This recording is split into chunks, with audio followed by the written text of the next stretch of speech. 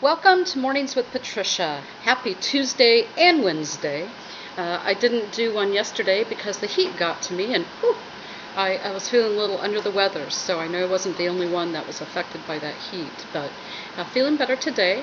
Today I want to talk about the process of gathering in, and I'm going to read something from Rumi. This is a wonderful book called The Teachings of Rumi by Andrew Harvey. And this one is called The Sublime Art of Gathering In. I'm going to take my glasses off for this. If in winter trees do not put out leaves and bear fruit, does that mean they are idle? Of course not. They are always at work. Winter is the season of gathering in. Summer, the season of giving. Everyone sees the giving, but not the gathering in. A man decides to give an extravagant feast and spends vast sums of money on it.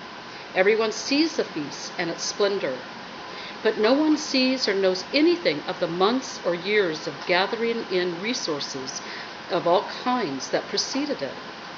That gathering in, however, is the root of the whole business. Without an income, how could there be anything to spend? In the mystical life, gathering in is prayer and silent contemplation, adoration and thanksgiving. Giving is the performing of acts of love and justice in the world. Breathe in through worship the majestic peace, bliss, and strength of the Most High.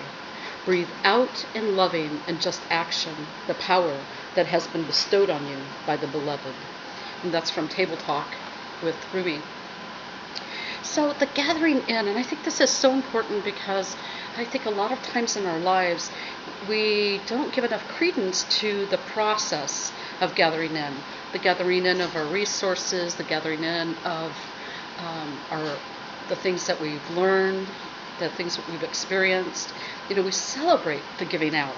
We celebrate when we're, doing so well, quote unquote, or things seem so wonderful and blissful, but we don't praise those times when there's the gathering in. So if you think about this, it's kind of the ebb and kind of the flow. And I'm pretty sure I said this before, but Brennan in Hands of Light, who does that work, she explains it, the soul process, is sort of an elliptical circuit. So, if you're starting from this point and you're going outward, you're experiencing, and it seems, wow, okay, I'm really doing something, right? So whether you're taking classes or you're meditating and you're getting good experiences from that, or you have a teacher, whatever it is. But then you reach this point, this apex point, right up here, right? And that really can feel like a plateau to a lot of people. And it feels like you're not doing anything. And then you have the coming back. And as you come back, that's the time for resting of the soul. And then you come back to where you start. Actually, you come back a little bit farther than where you started, and you go back out further again. So it's a process. And it's about gracing the whole process. It's about having gratitude. So if you can have gratitude in the gathering in times, where you are, gathering your resources, right, to go out and have that experience in the world. And the resources can sometimes not appear as gifts, right? And sometimes you won't experience that they were gifts until years later. I know in my case, I've often had that. I'm like, oh, something really tragic has happened, or something, that didn't feel very good. And at the time, it should just wipe you out. But then years later, you're like, oh, I get it. It was time for me to move on from something, or I needed to learn this, and I needed to learn that in such a big way for me in my life.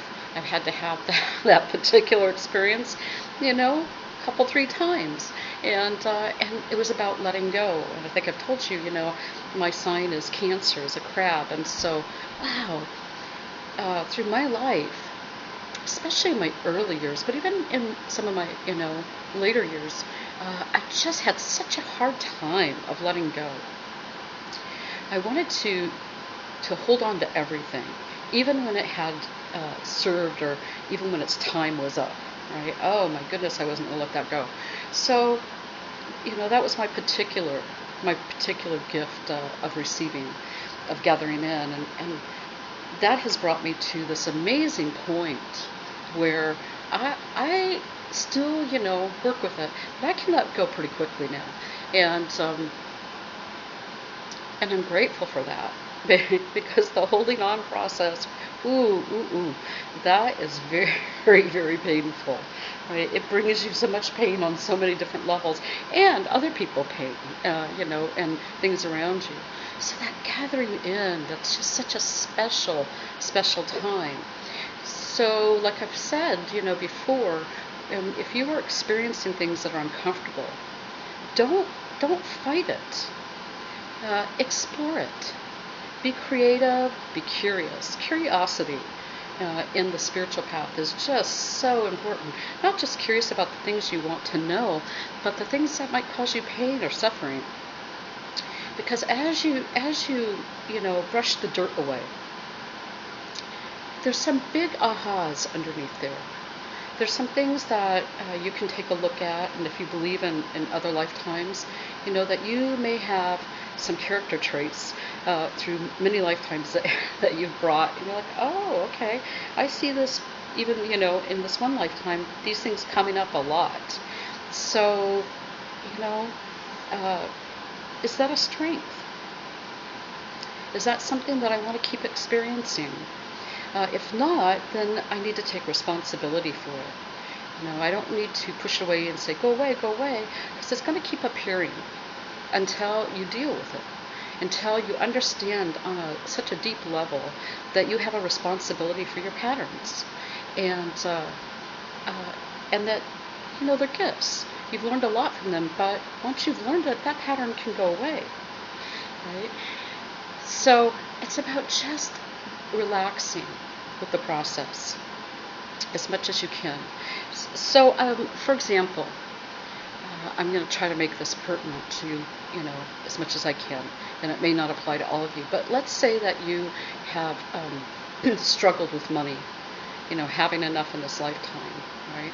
Of course, at the bottom of that, there's these things. I don't feel good enough, I'm not good enough, but there's other things too.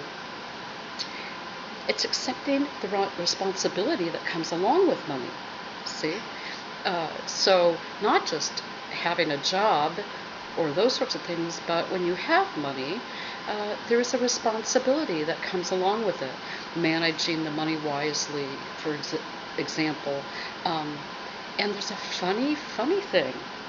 This is very funny. I see this pattern a lot in people, and it's a surprising pattern for them when they see it or when they realize it, that you say you want to go do all of these wonderful things.